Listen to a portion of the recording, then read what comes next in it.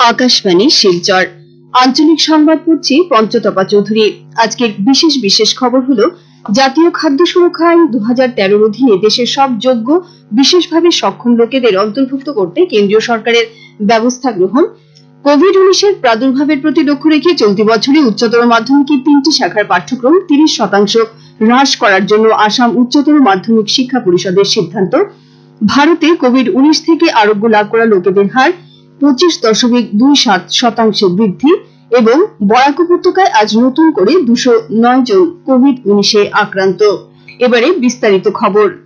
কেন্দ্রীয় সরকার জাতীয় খাদ্য সুরক্ষা আইন 2013 অধীনে দেশের সব যোগ্য বিশেষভাবে সক্ষম লোকেদের অন্তর্ভুক্ত করার জন্য ব্যবস্থা গ্রহণ করেছে। কেন্দ্রীয় সরকারের খাদ্য ও সরবরাহ বিভাগ সব রাজ্য ও কেন্দ্রশাসিত অঞ্চলকে এই আইন ছাড়াও প্রধানমন্ত্রী গরিব কল্যাণ যোজনার অধীনে বিশেষভাবে সক্ষমদের খাদ্য সামগ্রী সরবরাহ সুনিশ্চিত করার নির্দেশ দিয়েছে। এদিকে এ পর্যন্ত যেসব বিশেষভাবে সক্ষম লোক এই আইনের আওতায় আসেননি তাদের নতুন করে রেশন কার্ড প্রদান করতে বলা হয়েছে। বিশেষভাবে সক্ষম লোকেরা সমাজের দুর্বল শ্রেণীর লোক, তাই এদের অন্তোদয় অন্ন যোজনার অধীনে অন্তর্ভুক্ত করা নিতান্ত প্রয়োজনীয় বলে বিভাগ স্পষ্ট করে দিয়েছে। উল্লেখ্য, আত্মনির্ভর ভারত প্যাকেজের অধীনে জাতীয় খাদ্য সুরক্ষা আইন ও রাজ্যগুলির কোন গণবন্টন ব্যবস্থার আওতায় না থাকা লোকেদের অন্তর্ভুক্ত করা হবে। আগামী 31 আগস্ট থেকে 3রা সেপ্টেম্বর পর্যন্ত 4 দিনের কার্যসূচিতে আসাম বিধানসভার শরৎকালীন অধিবেশন অনুষ্ঠিত হবে। কোভিড সম্পর্কিত সব নীতি নির্দেশনা মেনে এই অধিবেশন অনুষ্ঠিত করতে বিধানসভার কার্য উপদেষ্টা কমিটি সিদ্ধান্ত গ্রহণ করেছে। অধিবেশনের প্রথম দিন প্রশ্ন উত্থাপনের পর অধ্যক্ষ কার্য উপদেষ্টা কমিটির প্রতিবেদন ঘোষণা করবেন। এছাড়া সভা পরিচালনা করার জন্য মনোনীত সভাপতিদের নাম ঘোষণা করবেন। দ্বিতীয় দিন অর্থাৎ 1 সেপ্টেম্বর 2020-21 সালের মঞ্জুরির জন্য পরিপূরক দাবি ও পরিপূরক বিনিয়োজনের উপর ভোটদান অনুষ্ঠিত হবে। এরপর চলতি বছরে আসাম বিনিয়োজন বিল উত্থাপন করা হবে। এবারের অধিবেশনে প্রায় 10টি বিল উত্থাপনের সম্ভাবনা রয়েছে। ব্রহ্মপুত্রের উপর গৌহাটি ও উত্তর গৌহাটি সংযোগকারী দেশের দীর্ঘতম রোপওয়ের আজ উদ্বোধন করা হয়েছে।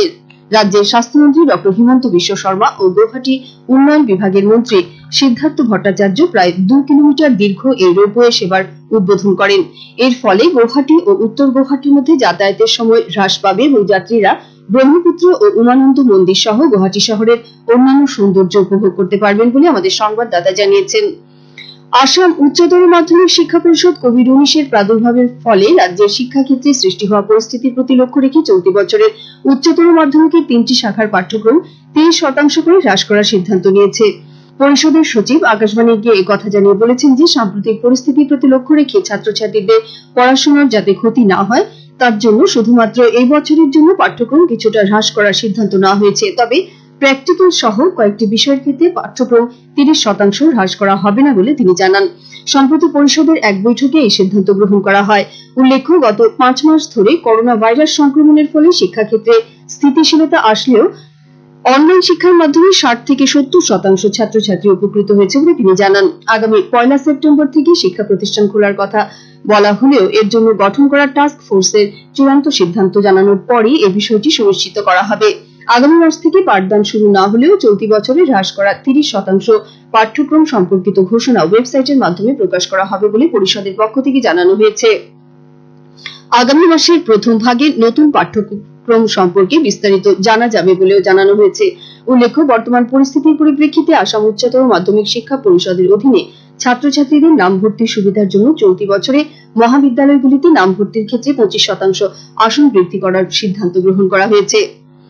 সমগ্র দেশ আজ শ্রদ্ধার সঙ্গে প্রাক্তন অর্থমন্ত্রী অরুণ জেটলির প্রথম প্রয়াণ দিবস পালন করেছে। প্রধানমন্ত্রী নরেন্দ্র মোদী এক টুইটে জানিয়েছেন যে আজকের দিনেই অরুণজি আমাদের ছেড়ে চলে গেছেন। তিনি আজও তার বন্ধুকে মনে করেন বলে তিনি উল্লেখ করেন। প্রধানমন্ত্রী শ্রী মোদী বলেন যে অরুণ জেটলি নিরলসভাবে দেশের সেবা করে গেছেন। তার বুদ্ধিমত্তা, আইনি জ্ঞান এবং ব্যক্তিত্ব অতুলনীয় ছিল। চলতি মাসের শেষে দেশে করোনা অতিমারির প্রতিষেধক লাভ করার সম্ভাবনা রয়েছে। কেন্দ্রীয় স্বাস্থ্যমন্ত্রী ড হর্ষবর্ধন গতকাল নতুন দিল্লিতে এই বিষয়ে আশা ব্যক্ত করে বলেন যে দেশে স্থানীয়ভাবে মোট 3টি করোনা প্রতিষেধকের পরীক্ষা অব্যাহত রয়েছে। স্থানীয়ভাবে উদ্ভাবন ও পরীক্ষা অব্যাহত থাকা 2টি প্রতিষেধকের মধ্যে রয়েছে ভারতীয় স্বাস্থ্য গবেষণা পরিষদ ও জেদাস কেডিলা লিমিটেডের সহযোগিতায় বায়োটেকের দ্বারা চালানো পরীক্ষা। এই প্রতিষেধকের প্রথম পর্যায়ে মানবদেহে পরীক্ষা সম্পূর্ণ করে দ্বিতীয় পর্যায়ের পরীক্ষার স্তরে পৌঁছানো সম্ভব হয়েছে। আকাশবাণী শিলচর কেন্দ্রের আঞ্চলিক সংবাদ এখন থেকে আমাদের ফেসবুক পেজে লাইভ শুনতে পাওয়া যাচ্ছে। এছাড়া আমাদের YouTube channel AIR news Silchar অফিসিয়ালের মাধ্যমেও এই সংবাদ শোনা যাচ্ছে। খবর শুনছেন আকাশবাণী শিলচর কেন্দ্র থেকে।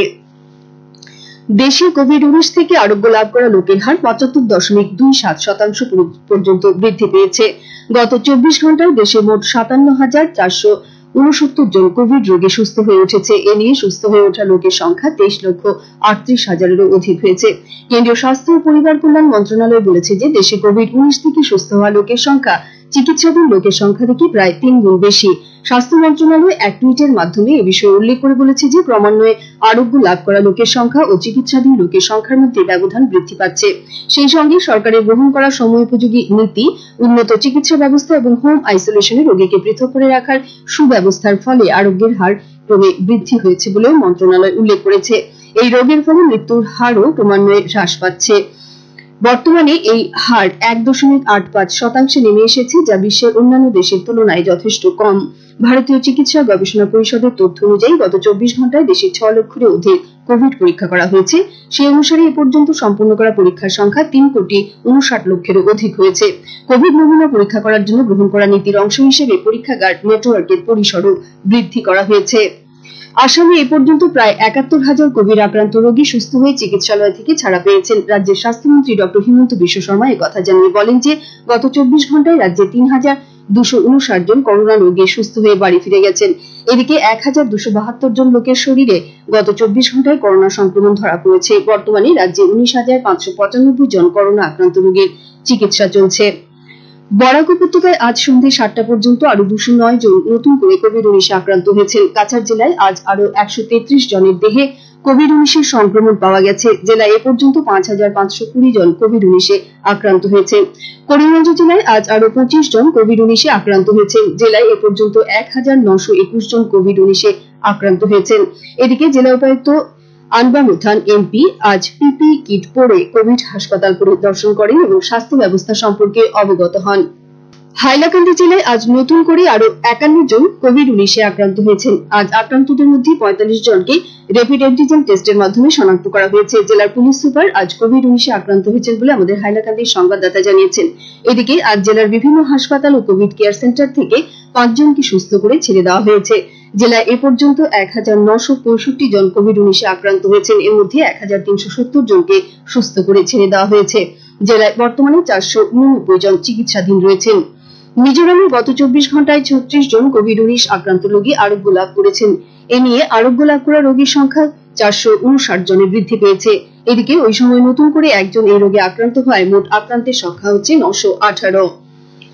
কাছাড়ের জেলা ম্যাজিস্ট্রেট তথা দুর্যোগ মোকাবিলা বিভাগের চেয়ারম্যান কীর্তি জল্লি এক নির্দেশে বিগত কয়েক সপ্তাহে করোনা ভাইরাস সংক্রমণের সংখ্যা বৃদ্ধি পাওয়ার পরিপ্রেক্ষিতে আগামী ২৭ আগস্ট ভোর ৫টা থেকে ৪ সেপ্টেম্বর মধ্যরাত ১২টা পর্যন্ত বিভিন্ন বিধিনিষেধ জারি করেছেন। সে অনুযায়ী শিলচর, লক্ষ্মীপুর শহর, সোনাই শহর, কাটিগড়া বাজার, কালাইন বাজার, বাঁশকান্দি বাজার, ধলাই বাজার ও বরখলা বাজার এলাকাগুলিতে ওষুধের দোকান ছাড়া সব ধরনের দোকানপাট সম্পূর্ণ বন্ধ থাকবে।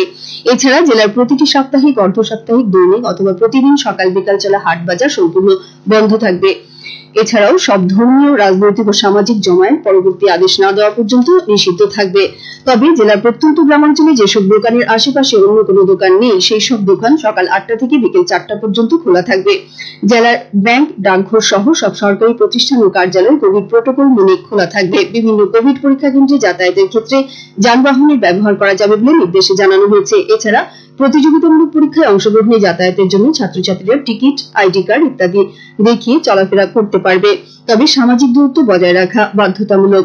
জেলায় সব ধরনের নির্মাণ কাজ, কৃষি, চা বাগান ও শিল্প কারখানা যথারীতি খোলা থাকবে। আন্তঃরাজ্য ও আন্তঃজেলা ভিত্তিক যাতায়াতে যাত্রী ও পণ্যবাহন চলাচলে পৃথক অনুমতিপত্র নিতে হবে না। এদিকে উপায়ুক্ত শ্রীমতী জল্লি জেলার বিভিন্ন কোভিড কাউন্সেলিং ও স্ক্রিনিং সেন্টারগুলিতে জনসাধারণদের র্যাপিড অ্যান্টিজেন পরীক্ষার জন্য স্বেচ্ছায় এগিয়ে আসার আহ্বান জানিয়েছেন। এই নির্দেশ অমান্যকারীদের বিরুদ্ধে দুর্যোগ ব্যবস্থাপনা আইন ২০০৫ এর অধীনে যথাযথ ব্যবস্থা গ্রহণ করা সহ প্রয়োজনীয় আইনি ব্যবস্থাও গ্রহণ করা হবে। অনুরূপভাবে হাইলাকান্দি জেলা ম্যাজিস্ট্রেট তথা দুর্যোগ মোকাবিলা বিভাগের চেয়ারম্যান মেঘনীতি দাহাল এক নির্দেশে আগামী 27 আগস্ট ভোর 5টা থেকে 4 সেপ্টেম্বর মধ্যরাত 12টা পর্যন্ত বিভিন্ন বিধিনিষেধ জারি করেছেন। সে অনুযায়ী হাইলাকান্দি পৌরসভা, লালা টাউন কমিটির অধীন বিভিন্ন এলাকা সহ আলগাপুর রাজস্ব চক্র, হাইলাকান্দি রাজস্ব চক্র, লালা রাজস্ব চক্র, কাটলিগড় চড়া রাজস্ব চক্রের বিভিন্ন বাজার এলাকাগুলিতে ওষুধের দোকান ছাড়া সব ধরনের দোকানপাট সম্পূর্ণ বন্ধ থাকবে। এছাড়া জেলার প্রতিটি সাপ্তাহিক, অর্ধসাপ্তাহিক, দৈনিক অথবা প্রতিদিন সকাল বিকাল চলা হাট বাজার সম্পূর্ণ বন্ধ থাকবে। তবে জেলার প্রত্যন্ত গ্রামাঞ্চলে যেসব দোকানের আশেপাশে অন্য কোনো দোকান নেই, সেই সব দোকান সকাল 8টা থেকে বিকেল 4টা পর্যন্ত খোলা থাকবে। জেলায় সব ধরনের নির্মাণ কাজ, কৃষি, চা বাগান ও শিল্প কারখানা যথারীতি খোলা থাকবে। এদিকে জেলার বিভিন্ন সরকারি প্রাথমিক চিকিৎসা কেন্দ্র সহ কোভিড পরীক্ষা কেন্দ্রে যথারীতি সকাল 9:30 থেকে বিকেল 4টা পর্যন্ত লালারস সংগ্রহ করা হবে। এতে জনসাধারণদের স্বেচ্ছায় এগিয়ে আসার অনুরোধ জানানো হয়েছে। সেই সঙ্গে বিভিন্ন কোভিড পরীক্ষা কেন্দ্রে যাতায়াত ও প্রতিযোগিতামূলক পরীক্ষা যাতায়াতের জন্য ই-রিক্সা ব্যবহার করা যাবে, তবে সামাজিক দূরত্ব বজায় রাখা বাধ্যতামূলক। করিমগঞ্জ জেলা প্রশাসন এখনো পর্যন্ত এ নিয়ে কোনো সিদ্ধান্ত গ্রহণ করেনি বলে জেলা তথ্য ও জনসংযোগ কার্যালয়ের পক্ষ থেকে জানানো হয়েছে। শেষ করার আগে বিশেষ খবর আবার পড়ছি। জাতীয় খাদ্য সুরক্ষা আইন 2013-র অধীনে দেশের সব যোগ্য, বিশেষভাবে সক্ষম লোকেদের অন্তর্ভুক্ত করতে কেন্দ্রীয় সরকারের ব্যবস্থা গ্রহণ, কোভিড-19 প্রাদুর্ভাবের প্রতি লক্ষ্য রেখে চলতি বছরে উচ্চতর মাধ্যমিকের 3টি শাখার পাঠ্যক্রম 30% হ্রাস করার জন্য আসাম উচ্চতর মাধ্যমিক শিক্ষা পরিষদের সিদ্ধান্ত এবং বরাক উপত্যকায় আজ নতুন করে 209 জন কোভিড-19 আক্রান্ত। আঞ্চলিক সংবাদ এখনকার মতো শেষ হলো। পরবর্তী সংবাদ আগামীকাল সকাল 7টা বেজে 35 মিনিটে।